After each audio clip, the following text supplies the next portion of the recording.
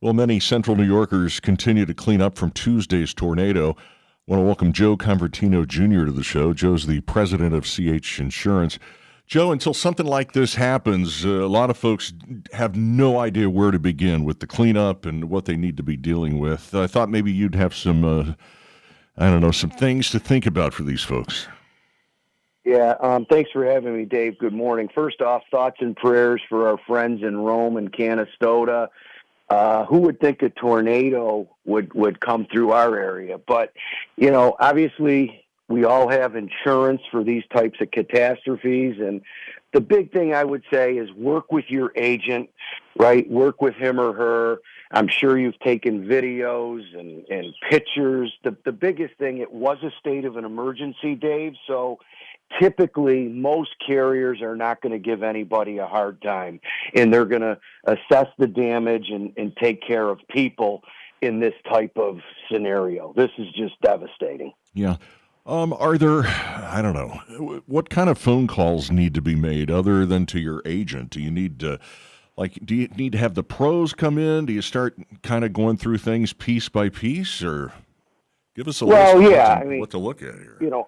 Yeah, outside of the insurance, we have to try to restore and, obviously if there's trees, I have some family in Rome and carpenters, tree people that were helping. Everybody was helping to try to, get the car out of the garage, but contractors will be very busy. There's also restoration companies, Dave, where God forbid, it's not just wind. You had water all over the place that they have to, take water out and go from there. The other thing, part of their policies, with power being out for days and weeks, they may have to move out of their house. Okay, so they may have to go to a hotel, an Airbnb, another family member. Those are all part of a homeowner's policy. But typically, you have to hire some people to get things back to normal if it can be done.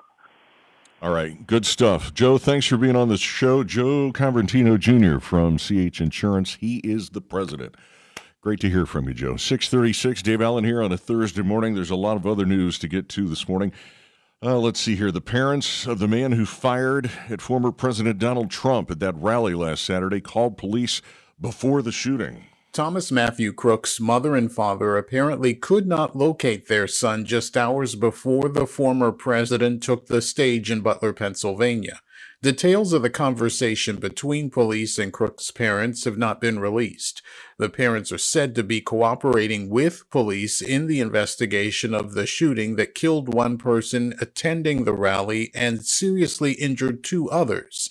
A motive for Crook's actions still has not been determined. The FBI has access to Crook's laptop and phone. They are hoping to find information from those devices.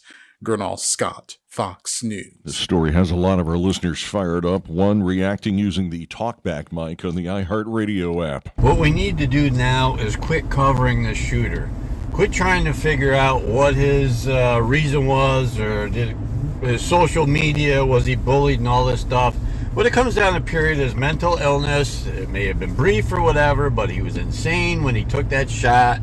He knew it was wrong, but he took the shot anyway. He did it. There was no planning. So let's get him out of the news and be done with it. It's 6:38. We'll check our Thursday morning traffic and weather together on the 10s next.